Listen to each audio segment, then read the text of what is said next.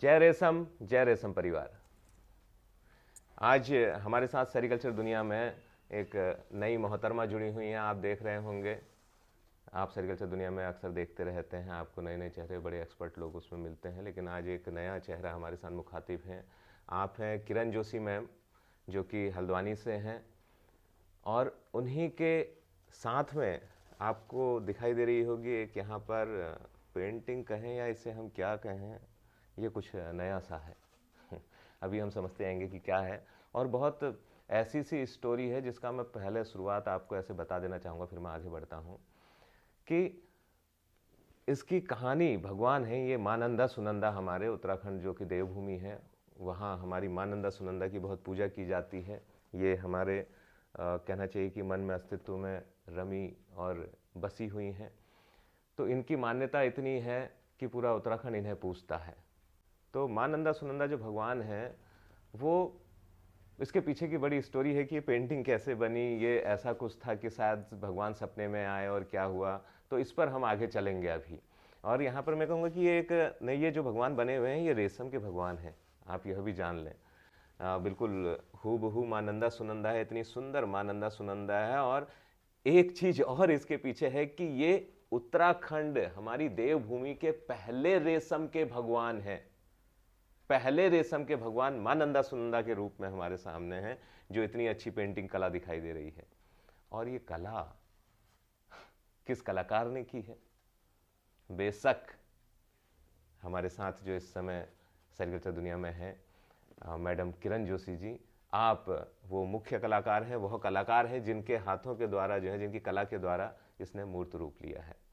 तो ये इतनी सुंदर सी पेंटिंग आपके द्वारा बनाई गई है, और भी बहुत सारी है, लेकिन आज हम इस पर बात करने जा रहे हैं कि ये सुंदर पेंटिंग आई कैसे, कैसे बनी। मैडम आपसे जानना चाहेंगे, आज हमारे बीच में है तो आप खुद ही बताएं कि इसके पीछे की वो सच्ची कहानी क्या है, कि ये भगवान कैसे बन के रेशम के द्वारा उकेरे गए, रेशम में उकेरे गए। जी मैडम। जी सर, सबसे पहले तो आपका धन्यवाद कि जो आपने इतनी तारीफ इसकी करी है, और इस रेशम की करी है और मेरी करी है।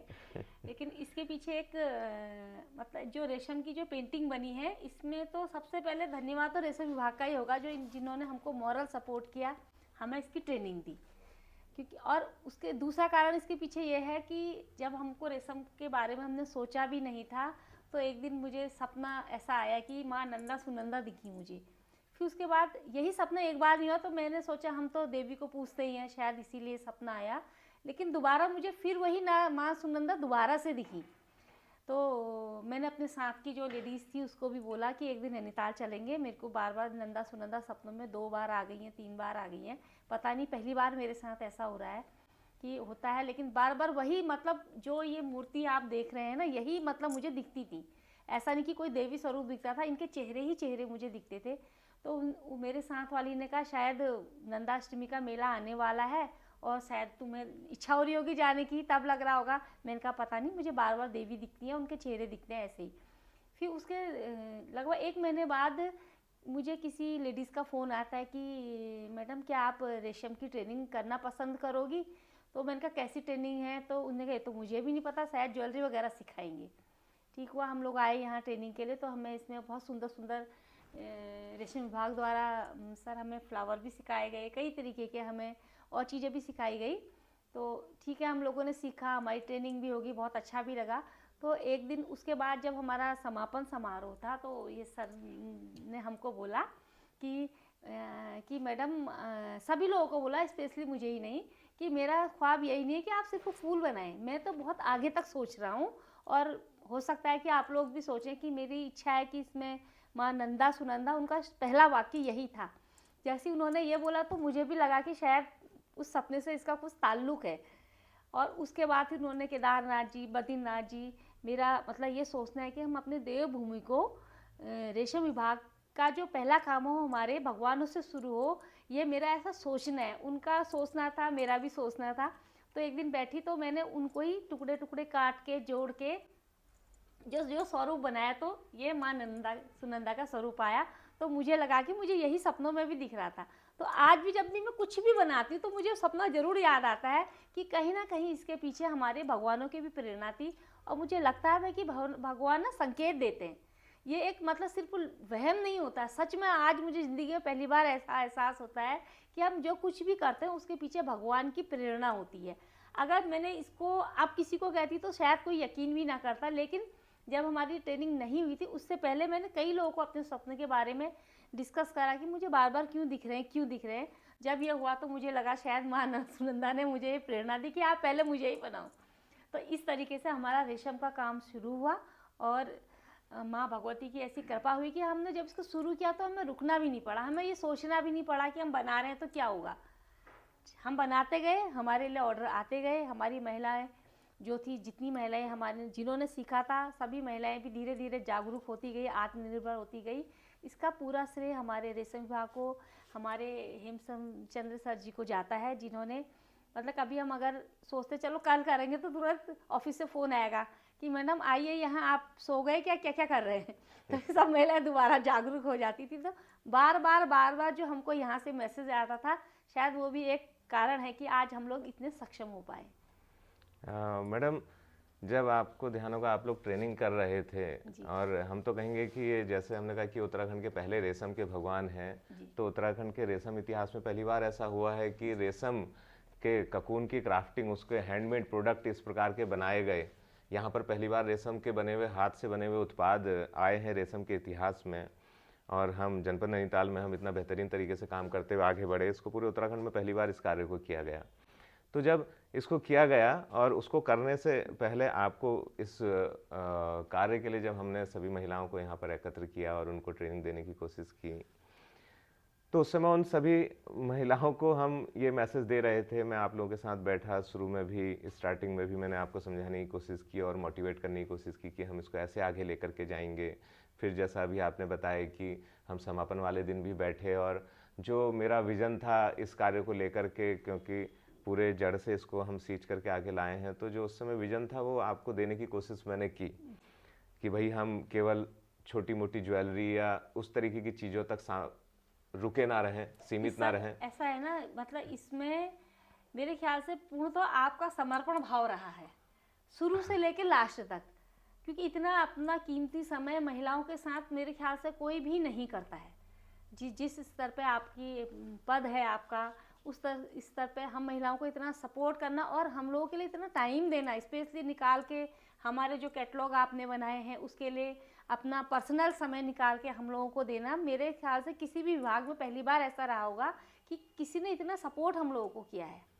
और शायद तभी हम महिलाएं अगर कभी ज़िंदगी में बहुत आगे भी पहुंचेंगी, इतना तो मुझे उम्मीद है, लेकिन हमको आपका योगदान हमेशा ही याद रहेगा सर।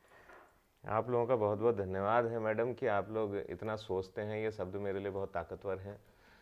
हालांकि मैं बस एक आप अपने सभी लोगों के लिए जो है कल्याण की सोच लेकर के चलता हूं, और कुछ एक बेहतर कर पाऊं ऐसा समाज के लिए उस सोच के साथ चलता हूं। तो ये विभाग को लेकर के मेरा एक सोच थी जिसे हम आगे बढ़ा रहे हैं। तो मैं बता रहा था कि उस ट्रेनिंग के समापन के दिन भी जब मैं आप लोगों से बात करने आया, मैंने अपनी एक विज़न आप लोगों के सामने रखा कि हमें इसे केवल यहाँ तक सीमित ना रह के बहुत आगे तक ले जाना है। जैसा अभी आपने कहा कि हम आगे बढ़ेंगे, मेरी वही सोच है मैडम। हम केवल इसको फलक पे नहीं लाए हैं, हमें इसको केवल धरातल पे नहीं लाए हैं। हमने धरातल पे लाने के बाद बहुत दूर तक की दौड़ अभी करनी है, जिसमें हम समझते हैं कि जितनी महिलाएं हम जोड़ते जाएंगे और जुड़ेंगी, वो सब बहुत ऊपर तक जाएं और अपना समग्र रूप से विकास करें। तो जब मैं वो विजन आपको बता रहा था, तो तब मुझे नहीं पता था कि आपके सपने में मां नंदा सुनंदा आई होंगी। मैं ये कहना चाह रहा हूँ कि तब मेरे को जानकारी नहीं थी इस बात की कि मां नंदा सुनंदा आपके सपने में आई होंगी। वो तो मैं सोच रहा था और ऐसा हुआ, और फिर बाद में कभी काफ़ी दिनों बाद आकर के आपने मुझे वो बात बताई कि मां नंदा सुनंदा सपने में आई थी, और ये एक प्रकार से उनका आदेश या उनका संकेत था कि उन्हें इस प्रकार से रेशम, और रेशम जैसी चीज़ मैं कहूँगा वो तो वाकई में रेशम के भगवान जब हम कहते हैं, रेशम बहुत शुद्ध और बहुत ऊपर की चीज़ मानी जाती है। और आपका हाथ लगा और भगवान का आदेश, संकेत, आशीर्वाद लगा। और आप बिल्कुल सही कह रही हैं कि पहली उत्तराखंड में जब पहली प्रतिमा, पहली पेंटिंग, पहले रेशम के उत्पाद, हस्त उत्पाद जो हैं मां नंदा सुनंदा के बने हैं, तो शायद ये उन्हीं का आशीर्वाद है कि हम लोग नहीं रुक रहे हैं, हम लगातार बढ़ रहे हैं। और आप जितने भी एसएचजी, मैं ये भी बता देना चाहूँगा कि एसएचजी हमने उसके बाद जब प्रशिक्षण दिया तो फिर एक एसएचजी के रूप में आपको गठित कर दिया, जिसमें आप लोग हैं करीब 13 के आसपास महिलाएं हैं जो हल्द्वानी के आसपास के 5 गांवों से बिलोंग करती हैं। आप उस समूह की भी अध्यक्षा हैं और बहुत बेहतरीन नाम रेशम नई पहल हमने उसको दिया है।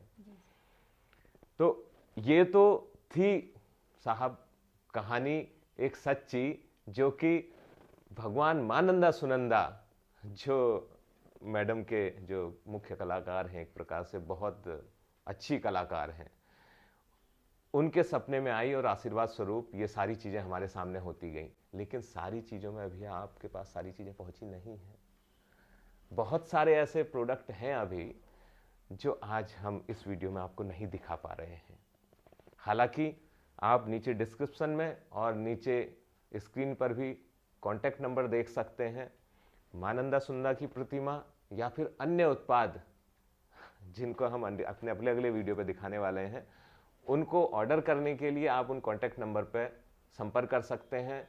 ये रेशम विभाग से जुड़ा हुआ जो रेशम नई पहल स्वयं सहायता समूह है हल्द्वानी में, जनपद नैनीताल के अंतर्गत, आप उनके अध्यक्ष हैं और वे महिलाएं मिल करके उसे बनाएंगी और वे जैसे जैसे उसे जितना विक्रय कर पाएंगी उससे होने वाली आय उन तक सीधे पहुंचती है और उनका कहना चाहिए कि आर्थिक रूप से सुदृढ़ीकरण होता है। तो एक बेहतर चीज़ हम सबके घरों में भी जाएगी और साथ ही महिलाओं का सशक्तिकरण और आर्थिक रूप से सुदृढ़ीकरण भी होगा। आप सभी से मेरी अपेक्षा और अनुरोध होगा कि इसमें सभी लोग हाथ लगाएं और एक अच्छे नेक कार्य के लिए हम सब आगे बढ़ें।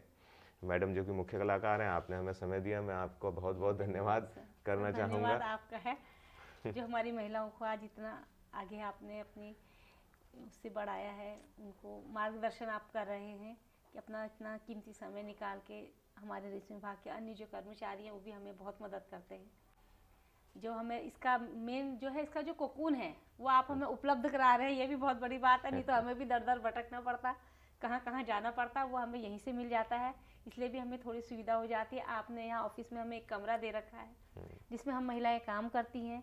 इस सब के लिए आपका और रेशम विभाग का हम बहुत बहुत धन्यवाद करते हैं। मैडम मैं तो आपकी बात पे कहना चाहूँगा कि कदम कदम पे मैं साथ दूंगा, ये मेरी सोच है और सोच यहीं तक सीमित नहीं है क्योंकि बहुत आगे तक ले जाने की है। हर कदम पे मैं आप लोगों के साथ होऊंगा, साथ दूंगा। मुझे बस आप लोगों की पॉजिटिविटी और ताकत की ज़रूरत है कि आप लोग साथ रहने के लिए तैयार रहें। हम ज़रूर जो है लंबी दूरियां नाप देंगे और आप सभी का भी बहुत बहुत धन्यवाद। और मैं समझता हूँ आप तक एक सुंदर पेंटिंग के जरिए और एक सच्ची कहानी जो बहुत ही दिल से और कहना चाहिए कि आशीर्वाद स्वरूप थी हमारे पूरे रेशम विभाग के लिए, और आप हमारे रेशम परिवार का हिस्सा हो चुकी हैं। तो अंत में मैं यही उद्घोष करना चाहूँगा, जय मानंदा सुनंदा, जय रेशम परिवार।